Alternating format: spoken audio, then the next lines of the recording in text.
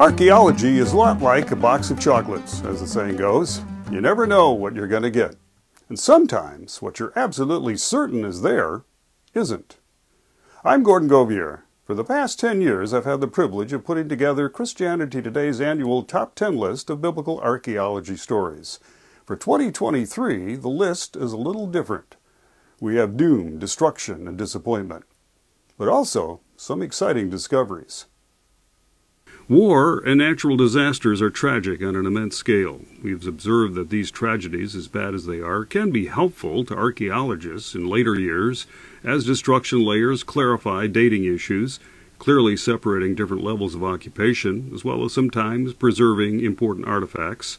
We're not trying to put a positive spin on these various tragic stories. We're just making an observation.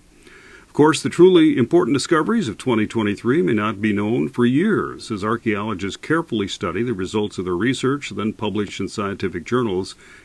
But these are some of the top stories that generated headlines for biblical archaeology in 2023, and we're taking them in reverse order this year. Number 10 in our top 10, the lost graves in Gaza. Near the end of September, archaeologists in Gaza announced the discovery of graves in a Roman-era cemetery.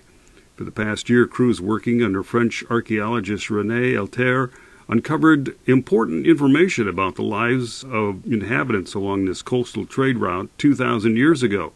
The news story called this inconspicuous construction lot, surrounded by a grove of nondescript apartment buildings, a gold mine for archaeologists. Then, 2 weeks later, Hamas militants from Gaza attacked Israel, precipitating a costly war that has presumably leveled these nondescript apartment buildings, displacing and perhaps killing their inhabitants. The fate of those working on the site and the site itself is currently unknown. Some archaeologists with expertise acquired studying ancient disasters found their skills needed for a different kind of work. They were called into Jewish communities attacked by Hamas to help discover and identify human remains.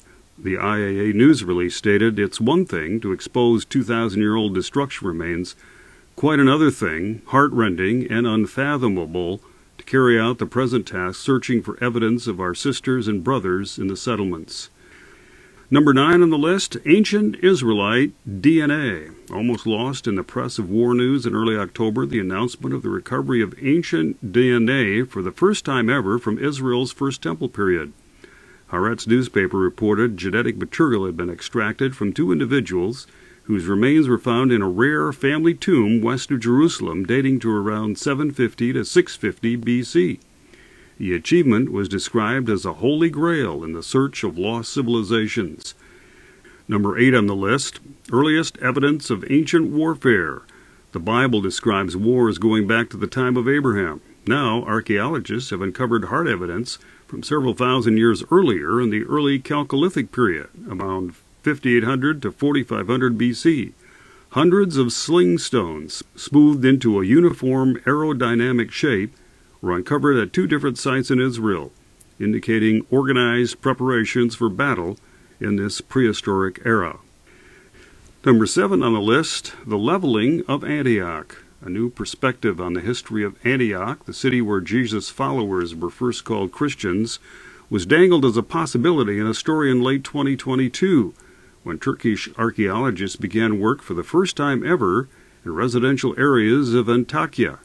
Antakya is the name of the modern city that now exists on the site, or did, until the earthquake that struck Turkey and Syria on February 6th.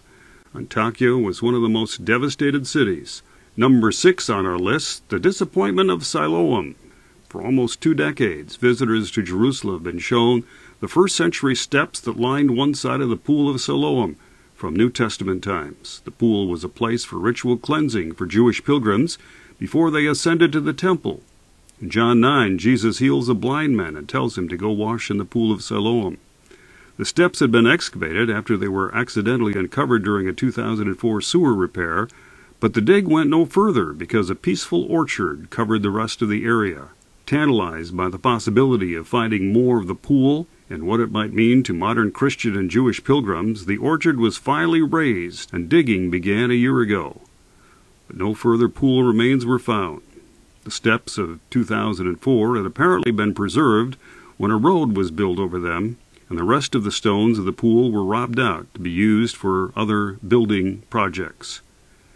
Number 5 on our list, Psalm 86, found atop a desert mountain. Archaeologists this year hiked to Hyrcania, atop a desert mountain overlooking the Dead Sea for a first season of excavations. Originally built as a fortress by the Hasmoneans, then used as a prison by Herod the Great, it eventually became a Byzantine monastery. Amidst a layer of collapsed building stones, they discovered, painted in red, a simple graffiti cross with an inscription underneath. It was a prayer quoting the first 2 verses of Psalm 86. Jesus Christ, guard me, for I am poor and needy. The inscription was dated to the 6th century A.D., judging by its epigraphic style. Now at number 4 on our list, David and Solomon regained stature. Dismissed as minor chieftains by biblical minimalists for several decades, the Israelite kings of 3,000 years ago showed remarkable resilience in 2023.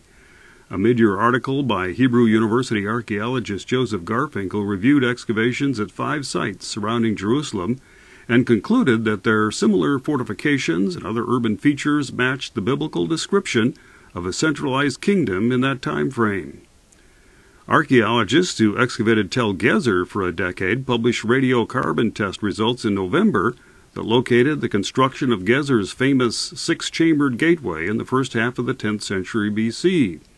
The lead author of the study says this puts David and Solomon back on the table for being involved in at least some of the monumental architecture in the area.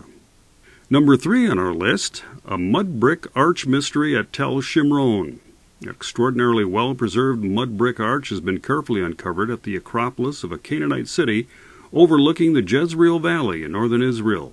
The arch leads from a vaulted corridor deep into the Tel, but its end has not yet been uncovered, nor has its purpose been ascertained, although it's suspected of having some cultic significance. Number 2 on our list, identifying Bethsaida on the Galilee shore.